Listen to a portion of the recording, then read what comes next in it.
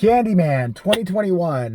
Me and Stevie just saw it at the theater. And what did I think of it? I love horror movies. Love the first Candyman. I have fond memories of that movie. It was, if you don't know what Candyman is, it's based on The Forbidden by Clive Barker, a short story that he wrote a long time ago. And it was transported from London in the film version to the housing projects of Chicago, where Tony Todd, who played the infamous Candyman, had a hook in his hand. Kind of a take on the Bloody Mary. Say his name 5 times instead of 3. It's not Bloody Mary. His ass appears behind you down your neck. It's like, you're going to die. And then, like, hit you with a fucking hook from, like, I don't know, 1960 or something like that. I don't know why, just like a really old hook, and it always did bother me. Wore a fabulous pimp coat in the first one. I love that pimp coat. This pimp coat didn't live up. Like this pimp coat in this new one was a little too beige. That's my biggest problem with the film. Okay, it's not my biggest problem with the film. I'm mad at myself for liking this sequel. Like I said before, the first film was about an urban legend that was based off people like racism and fear and all this stuff. And the main character in that film, Virginia Madsen, who played Helen Lyle in the first film, she was a grad student who was like 45, but she was still in college, so it was okay. And she went around with her token black friend, and yes, I noticed that in the first film. Fucking okay. She took a couple pictures, she interviewed, people, and eventually she got wrapped up in the web of Candyman, and she died. And that was it. And Candyman, what I took the ending of the first film to mean, it's the end she sees her portrait on the wall. Candyman had fallen in love with... Candyman was a guy from the 1800s who done fabulous paintings, and thus was allowed to have a good existence because he was not like a bad black guy, He was good because he was doing things for white people, which is offensive too. So he was painting some like rich guy's daughter, and they fell in love. They started fucking. She confessed it to her dad because she got pregnant. So they chased him down where Cabrini Green would now be, and it still is, but is not a project anymore, and sawed his hand off and jammed a hook in it and covered him with bees, which is why there's always bees around, and somehow made him talk really, really low and just say really weird poetic things. I'll never forget that about the first movie, like, "What is blood for, if not for shedding? Helen, Helen." Looking back on it now, Candyman must have had asthma. I think that's why he was always struggling with that. They will say our love is wrong, but what is love for if not for me getting a white piece of pussy? And so it's been a long day. It's like 1:30 in the morning right now while I'm reviewing this. The new one, directed by Jordan Peele, who... apparently every movie's about race with him. every horror movie the guy's gonna make, white people suck. And except for Us. I will give him credit there. He made a film called Get Out that was brilliant. A new take on racism. Was actually a ripoff of the Stepford Wives, but just switched to race instead of gender. But that's all right. We'll ignore that because, it was pioneering. It was a piece of shit. That movie, it was so scary. The fucking Disney Channel is scarier than that fucking movie was. That movie wasn't scary at all. The movie was stupid when you think about it. They have fucking like surgery in their basement and shit like that. People are sinking through recliners. Some bitch got a teacup and all that. I was laughing my ass off during that film. I didn't think it was fucking noble at all. I didn't think it had anything to say about anything. And like I said before, I kept going, I saw this before when it was called Stepford Wives, but it's okay now because Jordan Peele made it different. He made it blacks instead of about, men suppressing women and putting them in their traditional gender roles. So here comes the new one. And I'm mad at myself because I liked it. It was a fun racist movie. I don't know how else to explain this movie. This movie had 3 different writers, and I noticed at the beginning of the credits, which by the way, the credits were stunning. The credits at the beginning were amazing. The way they did a new take on the opening of the original Candyman, going through Chicago, but it was darker and it was upside down, was fucking brilliant. The puppet shows that were kind of like flashbacks of what happened in the first movie and is scattered throughout to tell the more gruesome or just, footage they couldn't get the rights to. They do it like it's just amazing. That part was great. It was intriguing.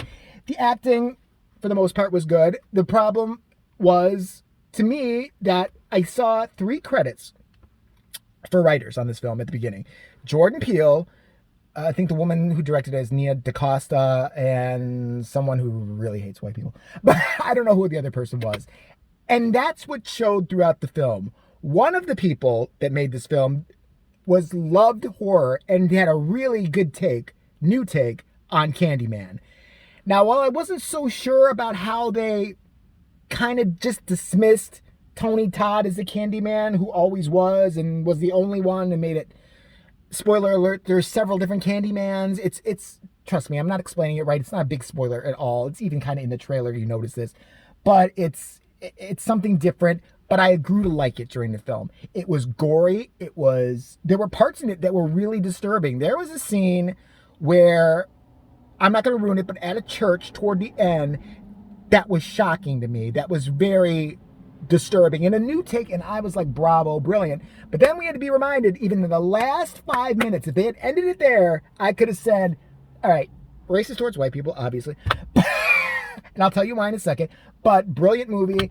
But we had to do the last 5 fucking minutes. We had to do the last 5 minutes where white police show up and, of course, treated everybody equally and were really kind to anybody of color.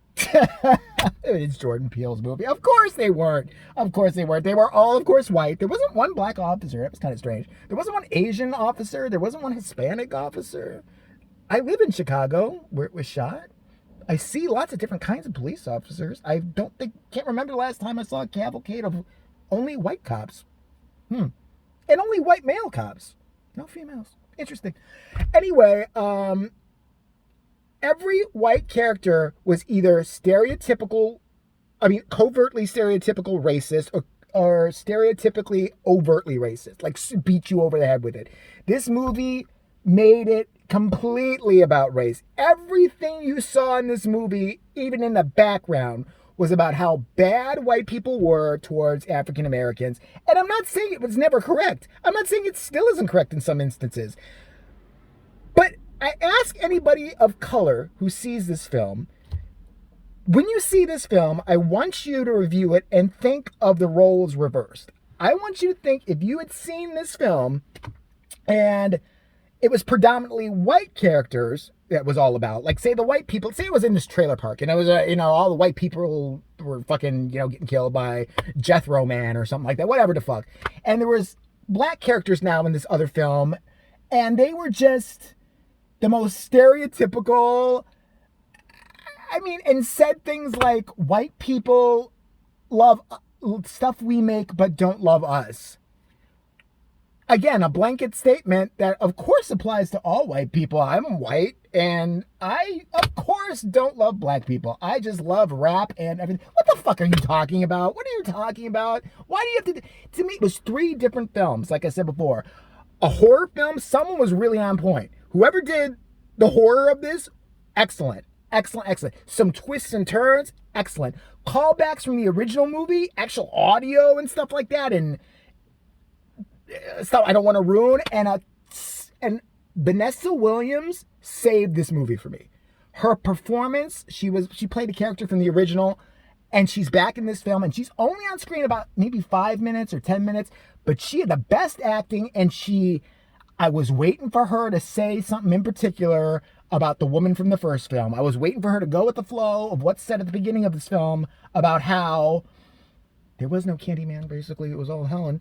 And how that's the lore. But it turned out she said exactly what happened in the first movie. And I was like, thank God. Thank God, because I just was waiting for her to join, the Whitey's Bad Club. And it was just, everything from the art dealer, who was so stereotypical with the slick back hair. She's a faux lesbian, but pretend she's not, and she's just above it all. And, your work is interesting. And then when someone, of course, black gets murdered and it's mentioned about your work, then I'm fascinated by it. I'll let a black guy into my house and look at him suspiciously every now and then and pity him and, mock him and, then placate him, because that's what I do. I live in a high-rise and I'm, of course, racist. And it was everything. The white girls in the fucking high school, all they were there to do was be racist, mean bitches. That's all they were fucking there to do. I'm not saying white girls can't be evil bitches, but I was like, there was no, you didn't even get to know these whores. All of a sudden, you've got Heather/Mean Girls, who one of them appears. Her role is presented in an art gallery for about 2 seconds. And then, her and the rest of the crew, And by the way, there was an Asian girl in that crew who ducks out when things get really kind of chilling. And I noticed that. I get it, Jordan Peele or Nia DaCosta or whichever one was writing the, you know, BET or Lifetime version of this movie, though that writer, I get it. You know, we saved that no minorities are going to be killed on screen under my watch. But what I also noticed that was really offensive about that was, okay, if this is going to be a woke movie and all-inclusive, why was the lesbian character, and this is not spoiler because you see it in the trailer, why was she killed? Why was she killed with the rest of the evil white bitches? She wasn't supposedly evil. She talked about how she loved pussy, and she's sitting there. I'm like, isn't she one of the others? Isn't she like a group that's been suppressed and been made fun of and had violence committed against them? What was her? Why was she taken? Why didn't she go, you know, with Yoko Ono or whatever her fucking name was that ran? I don't remember the girl's name. It was like, I didn't even think they had names. I think it was bitch number 1, bitch number 2, bitch number 3. But I'm contradicting myself because at the same time, half of me, I can sum it up this way. I texted Eric, who said, I need to hear your thoughts on this, because he had read some stuff and he was like, I kind of think it's going to be kind of shitty. Not sure. He's loved the original Candyman. He's like, let you be the asshole for me. And I'm like, absolutely. I sent him a text. It's very late, but I'm sorry if I woke you up, although that's kind of funny if I did. I sent him a text to sum this up, that it was a really racist movie, but it was great. It was a really racist movie towards white people, but it was really good. It felt like one of the writers just had a lot of bad experiences maybe, and whatever, and that's it. And it's late, and maybe I'm not being as coherent or eloquent or as amusing as I can be, but yeah, it was interesting. I mean, I'm just looking forward to more woke movies. I can't wait till we find out that Jason Voorhees is transgender. I'm waiting for that because I'm pretty sure he's been blown up, chopped up and all that. He doesn't have genitals at this point. You cannot have genitals if you've been exploded, had chainsaws to your groin, been fucking axed and walked through fires. You have no junk. You have no junk, so maybe he's gender neutral. I don't know. It is one of those. I mean, what else? I mean, Freddy Krueger, he's a burn victim. How dare you make fun of him? Yeah, he kills people. He does. But don't say anything about it because you're judging him by his... We are all beautiful. All right? Even us who have knives for fingers. Okay? We can be beautiful too. Stop it. I mean, Chucky. Have we even had enough with ginger bashing? He kills people. But he's a doll. Okay? But I also get he's a male doll. And we know how guys are. Just killing people right and left, especially if they're white guys and they're dolls. They're evil. Oh, God. So I get that one. It's just like, could a horror movie be a horror movie? And it's not even that a horror can't tackle the subject. There are other horror movies that have tackled the subject far better than this movie has. I'd even say Candyman 1 did a better take on the racist issue than this one did. It presented it. It didn't beat you over the head with it, but it lets you know that shit was not okay. That shit was wrong and that shit needed to be corrected. And it made you feel for these people. This one just had me... Okay, to sum this up, this is me watching the film. Oh, this is awesome. Oh, that's a good twist. Ooh, yeah. White people suck again. Okay. Oh, that's a good twist. Oh, this is good. Oh, that's gross. That's a good kill, right? Oh, yeah, white people suck again. Yeah. Oh, okay, here's a white person. Oh, yeah, he sucks. Well, this one, she is a dirty little whore, and of course she's horrible. Oh, that's good. Oh, this is good. This acting performance right here is, yeah, more white people being bad. Okay, yeah, that's pretty much it. And the ending where it's like, and by the way, Tony Todd is in this film for I think 2 seconds. I'm not exactly sure, but I want to say 2 to 3 seconds, and has a line. And it's okay. And I'm very torn. I was offended by it because I match the color of people who are just apparently evil and always are and are intrinsically and naturally genetically made to be that way. But yeah, I was offended by it, but I actually liked it, which is kind of weird. So I don't know. Probably how black people used to feel about blaxploitation, maybe. That's how I felt. That's the only way I can relate to it. But wouldn't pay to see another one directed by Jordan Peele. I'll just get it off the internet like Eric said. He didn't say that. I did. He is a law-abiding citizen who would never do something like that. I mean, he doesn't run a meth lab. That's absolutely nonsense. I don't want to hear it.